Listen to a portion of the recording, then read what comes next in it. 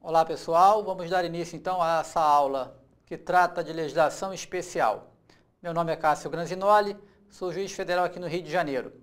Então darei para vocês essa parte de legislação especial. E que matéria é essa que está no programa para o concurso da Polícia Federal, seja de agente, seja de papiloscopista? Bem, a legislação especial são várias leis, como o próprio nome já diz, né? São várias leis extravagantes, ou seja, leis que não estão dentro de um código propriamente dito, né, como, por exemplo, o Código Penal, o Código de Processo Penal. São leis esparsas, leis extravagantes que tratam sobre determinados assuntos.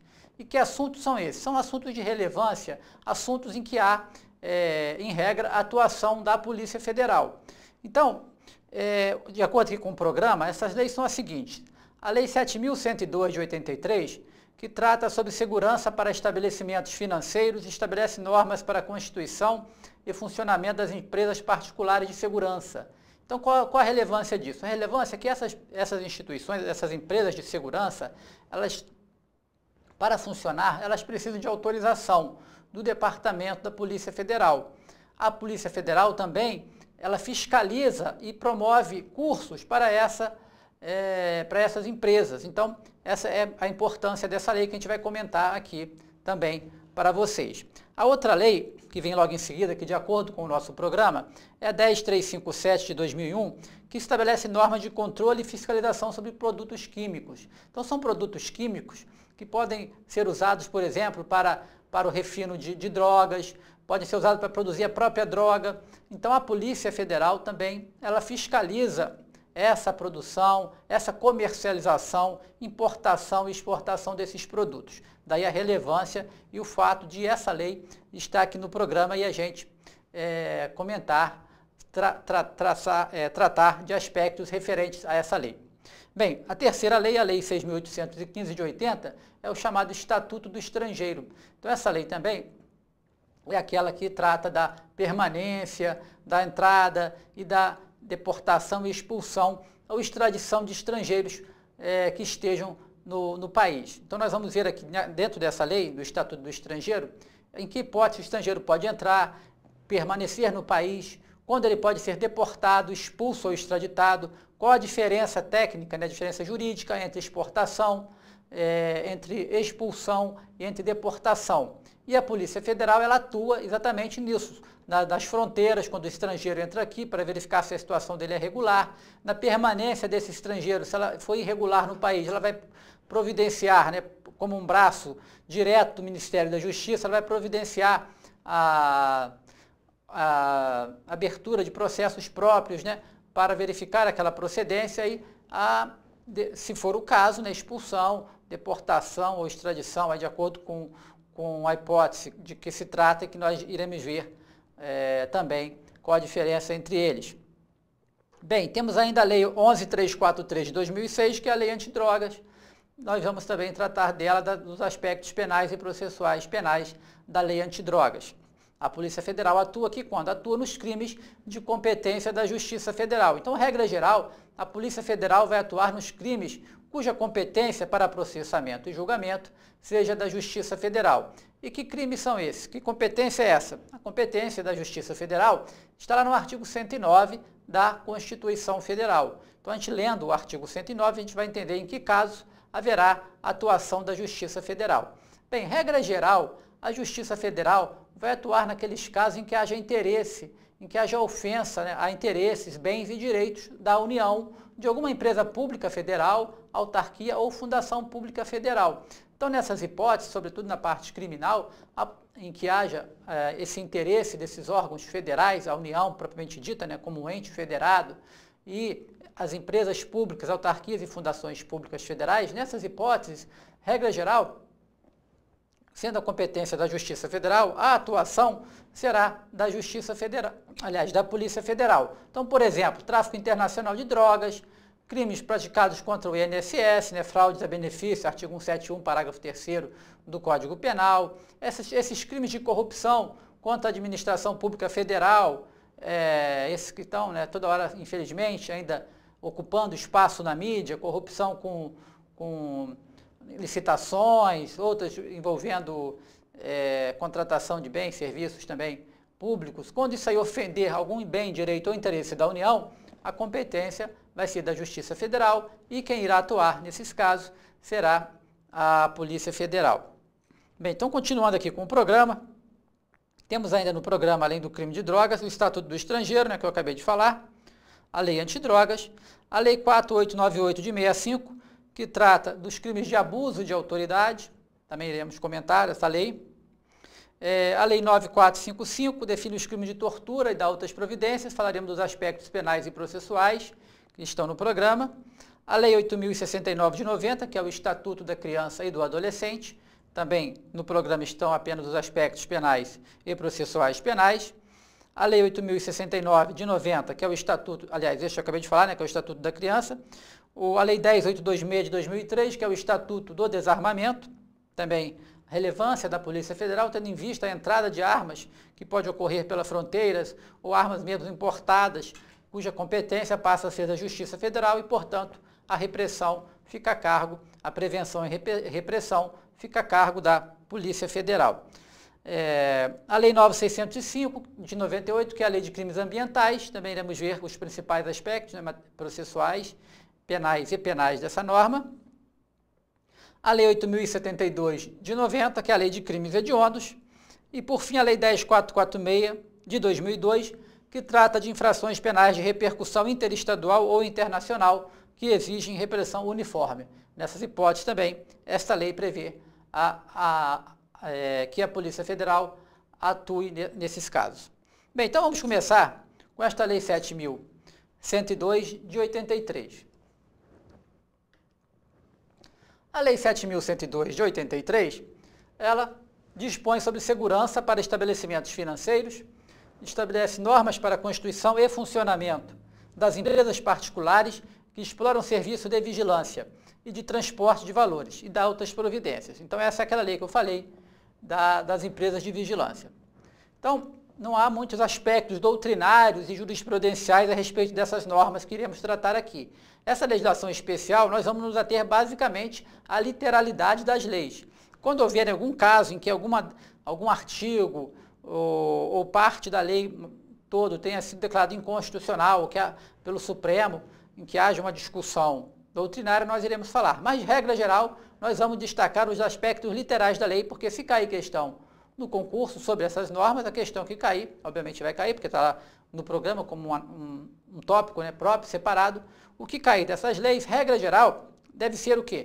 Deve ser perguntas literais, retiradas diretamente da lei. Então, além de vocês assistirem aqui essas aulinhas que estamos aqui dando para vocês, né, e que pretendemos destacar os principais aspectos e, além disso, fornecer esse material de apoio, é recomendável que seja feita a leitura dessas normas, que as leis sejam lidas e, de preferência, direto do site do Planalto. Ou leia do Planalto, ou imprimam para ler, mas imprima do site do Planalto que vai estar atualizado. Se você pegar, por exemplo, a Lei 7.102, na sua redação original, ela vai estar de uma forma. Se você pegar ela atualizada, ela já vai ter sido revisada, mudada por outras leis posteriores. Por isso é recomendável a leitura pelo site do Planalto, dentro de Planalto Legislação, porque ela vai estar atualizada e vocês não vão correr no risco de estudar uma lei desatualizada. Então vamos lá. Bem, artigo 1º da lei diz que é vedado o funcionamento de qualquer estabelecimento financeiro onde haja guarda de valores ou movimentação de um numerário que não possua sistema de segurança com parecer favorável à sua aprovação, elaborado pelo Ministério da Justiça, na forma desta lei. Então, o Ministério da Justiça, qualquer estabelecimento financeiro em que haja essa guarda de numerários, de valores, o Ministério da Justiça é que tem que dar a autorização para funcionamento. É lógico que sem prejuízo de outras autorizações de outros órgãos, como CVM, outros órgãos que regulamente a questão, o Banco Central, que fiscaliza também as instituições financeiras. Mas em relação à parte específica de guarda de valores, a autorização é do Ministério da Justiça e o Ministério da Justiça irá fazê-lo através do Departamento da Polícia Federal, que também é um órgão que integra o Ministério da Justiça, que por sua vez está ligado ao governo federal, à administração pública federal direta, administração direta da União. Então, que estabelecimentos financeiros são esses? São bancos oficiais ou privados, está aqui no parágrafo único, caixas econômicas, sociedade de crédito, associações de poupança, agências, subagências e seções. Então, todas essas normas, todos esses órgãos precisam, então, dessa autorização para funcionamento. Parágrafo 1º diz que os estabelecimentos financeiros compreendem o que? Vem explicando mais uma vez que são esses bancos oficiais ou privados, né? As caixas econômicas, sociedade porque essa redação aqui foi nova, já dada por esta lei de 2008, foi renumerado o parágrafo único, e aquele parágrafo único, então, fica sendo revogado e substituído por esse aqui. Então, agências, postos de atendimento, subagências e seções, assim como as cooperativas singulares de crédito e suas respectivas dependências. Então, o parágrafo único foi revogado, renumerado por esta lei de 2008. Por isso que é importante, como eu acabei de frisar, que a lei seja lida diretamente do site do Planalto.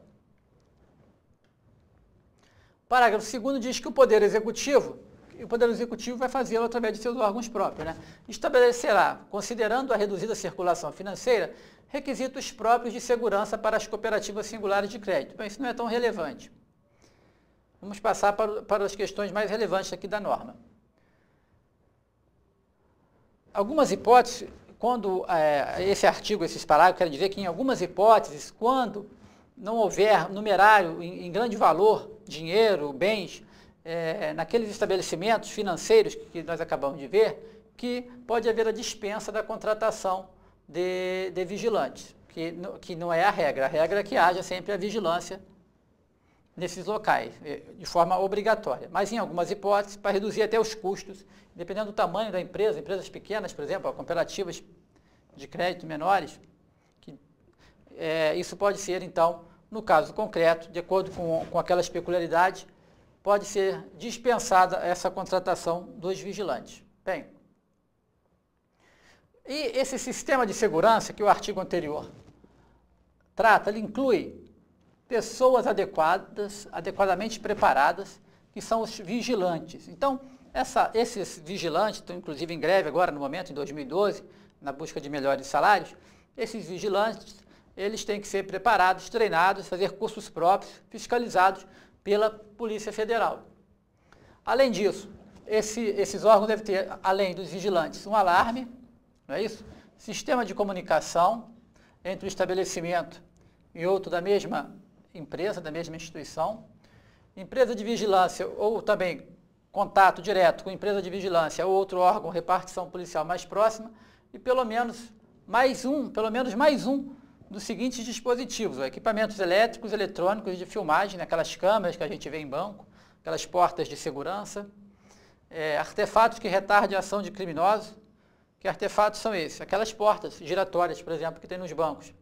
A cabine blindada, em que o agente, o vigilante, tem que permanecer de forma ininterrupta lá dentro. Infelizmente, nem sempre isso acontece, né? A gente vê o vigilante fora da cabine, mas o que vai cair no concurso, se cair, é exatamente isso. Tem que ter o vigilante preparado, tem que ter o alarme, tem que ter a comunicação e mais pelo menos um desses dispositivos aqui, ou a porta eletrônica, a cabine, tudo isso.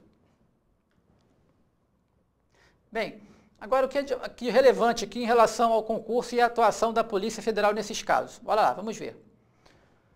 Além das atribuições previstas no artigo 20, compete ao Ministério da Justiça.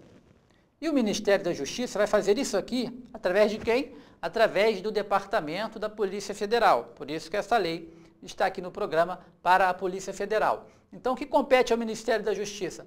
Fiscalizar os estabelecimentos financeiros quanto ao cumprimento dessas normas, se estão sendo cumpridas. Encaminhar parecer conclusivo quanto ao prévio cumprimento desta lei pelo estabelecimento financeiro à autoridade que autorizar seu funcionamento. Aplicar também penalidades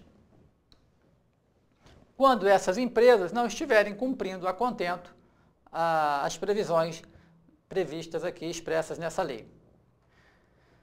E aqui está o parágrafo único. Para execução da competência prevista neste inciso primeiro, o Ministério da Justiça poderá celebrar convênio com secretarias de segurança pública dos respectivos estados e Distrito Federal, Então, ou ela celebra os convênios ou fiscaliza diretamente através da Polícia Federal. O estabelecimento financeiro que infringir, né, alguma dessas normas vai estar sujeito a que tipos de penalidades? Inicialmente, penalidades menores, como advertência, depois multa pecuniária, em seguida a interdição do próprio estabelecimento. Essas são as penalidades. Então, recapitulando aqui, se a instituição financeira, o estabelecimento, que tem que ter aquelas normas que a lei traz, não o fizer, está sujeito a uma advertência no primeiro momento, depois a uma multa pecuniária, que varia, pode chegar a de 1.000 a 20.000 FII, e por fim até a interdição, como medida mais drástica do estabelecimento. Artigo 10 dessa lei, 7.102 de 83, que trata dessas empresas de vigilância. São considerados como segurança privada as atividades desenvolvidas em prestação de serviços com a finalidade de... Então vamos lá, o que é considerado vigilância privada para fins desta lei? Vigilância patrimonial das instituições financeiras, ou seja, dos bens, do dinheiro ali guardado, e de outros estabelecimentos, não só financeiros, outros estabelecimentos públicos ou privados, bem como a segurança de pessoas físicas. Ó. Então, esses vigilantes, essas empresas de vigilância estão autorizadas a fazer a vigilância não apenas de bens, valores de instituições financeiras, como também de outras instituições públicas e privadas, e, além disso, de pessoas físicas. Olha que interessante. Também, elas têm competência para realizar o transporte de valores, aqueles carros fortes, né, isso, carros blindados, ou garantir o transporte de qualquer outro tipo de carga. Então, uma carga qualquer, uma carga valiosa, pode vir aquela segurança armada privada acompanhando o caminhão, lá, o meio de transporte, como nós costumamos ver nas estradas.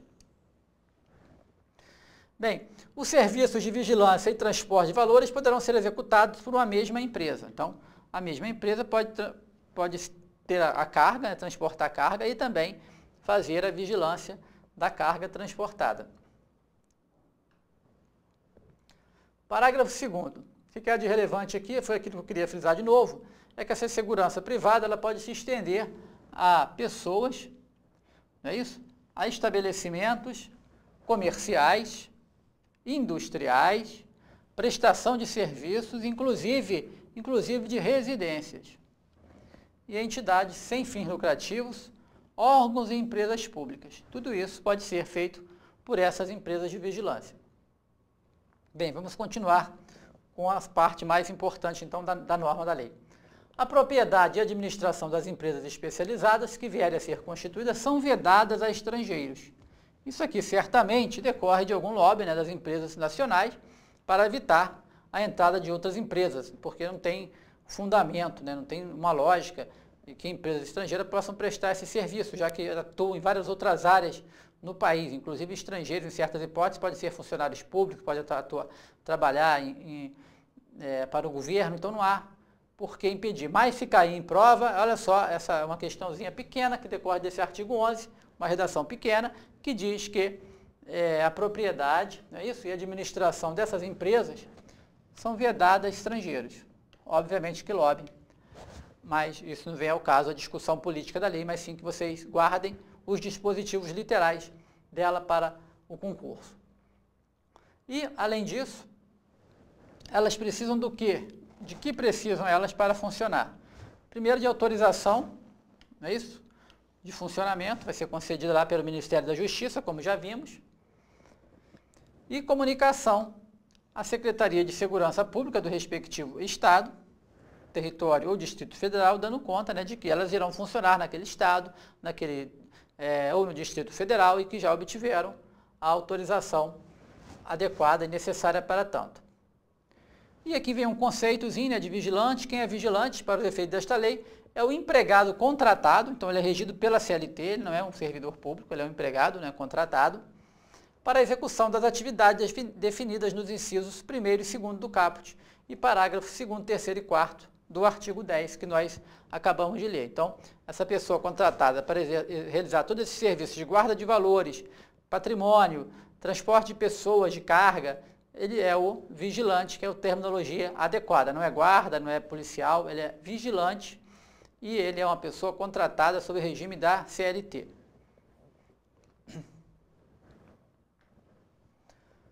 Para o exercício da profissão, então o vigilante ele tem que ter os seguintes requisitos, de acordo com a lei. Ser brasileiro.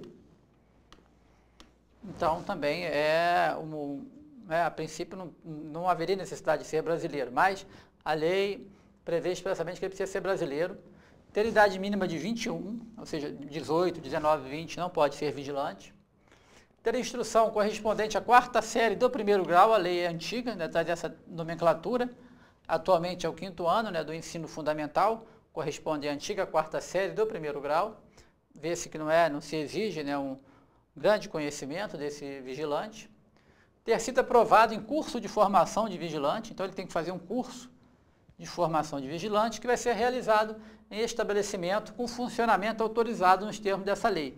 Então a Polícia Federal, o Ministério da Justiça é que vai ter que autorizar o funcionamento dessas empresas, desses cursos para vigilantes. Ter sido aprovado em exame de saúde física, mental e psicotécnico. Não ter antecedentes criminais registrados. Está quite com as obrigações eleitorais e militares. Então, esses aqui os requisitos para ser vigilante em nosso país e atuar numa dessas empresas de vigilância previstos nessa lei 702 de 83. Artigo 17. O exercício da profissão de vigilante requer prévio registro no Departamento de Polícia Federal. Então, por que temos que estudar uma lei que trata de vigilância, de segurança bancária, segurança de pessoas? Porque onde entra a Polícia Federal? Por que isso está no programa da Polícia Federal? Então, está no programa da Polícia Federal porque a Polícia Federal vai fiscalizar como um longa-manos, como um órgão que integra o Ministério da Justiça, irá fiscalizar essas empresas, esses estabelecimentos. E compete à Polícia Federal fazer o registro, prévio registro do exercício dessa profissão de vigilante. Então a pessoa tem que fazer o curso, tem que atender aqueles requisitos que vimos no artigo anterior. Atendendo a esses requisitos, ela poderá exercer a profissão de vigilante. Aí entra, portanto, né, a Polícia Federal, porque desta lei está aí no programa. E esse vigilante, quando estiver em serviço, ele tem que usar uniforme, como prevê expressamente aqui a lei. Só lembrando, então, que o exercício da profissão de vigilante requer prévio registro no Departamento de Polícia Federal. É assegurado ao vigilante, isso aqui são os direitos, né, o que ele tem. Uma delas, que ele pode ter porte de arma, mas apenas em serviço. Ele não pode portar aquela arma fora do serviço. O porte de arma que ele tem é apenas durante o serviço dele de vigilante. Tem direito a ter uma prisão especial por algum ato decorrente do serviço. Aliás, essa prisão especial, né, ficou banalizada, todo mundo tem direito à prisão especial hoje em dia. Bem, vamos continuar. Artigo 20. Cabe ao Ministério da Justiça, através de seu órgão competente, e esse órgão competente, provavelmente, certamente, será a Polícia Federal fazê-lo, ou mediante convênio. Então, vai caber ao Ministério da Justiça diretamente, através da Polícia Federal, ou com convênio feito com a Secretaria de Segurança dos Estados. Fazer o quê? Conceder autorização para funcionamento de quê? Dessas empresas especializadas em serviços de vigilância, empresas especializadas em transporte de valores, cursos de formação de vigilantes, fiscalizar as empresas e os cursos mencionados aqui nesse inciso anterior, aplicar às empresas e aos cursos as penalidades quando descumprirem as normas previstas nessa lei 702. Então, essa aqui é a competência do Ministério da Justiça, que irá exercê-la através da Polícia Federal. Então, vai caber à Polícia Federal, né, o Ministério da Justiça, através do Departamento da Polícia Federal, conceder autorização para o funcionamento dessas empresas e dos cursos de formação e, além disso, fiscalizar as empresas. Isso aqui é um dos artigos mais importantes aqui dessa lei. É relevante que vocês deem uma ênfase maior a ele. Essa parte em que há já efetiva atuação da Polícia Federal.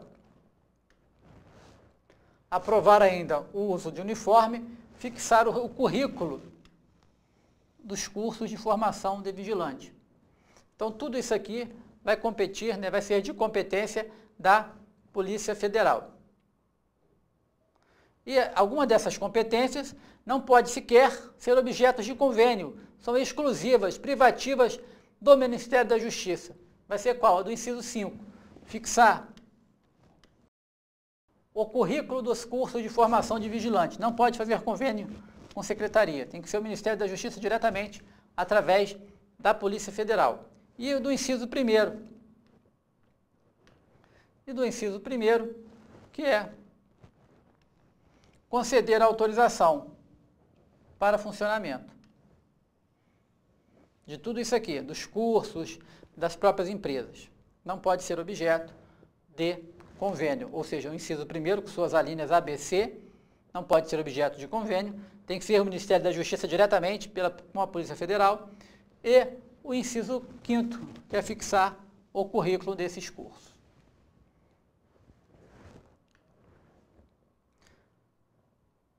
Bem, aqui está dizendo que essas empresas, né, estarão sujeitas a essas penalidades, nós já tínhamos visto anteriormente, aqui vem repetindo, né, advertência, multa, proibição temporária de funcionamento e o cancelamento do próprio registro.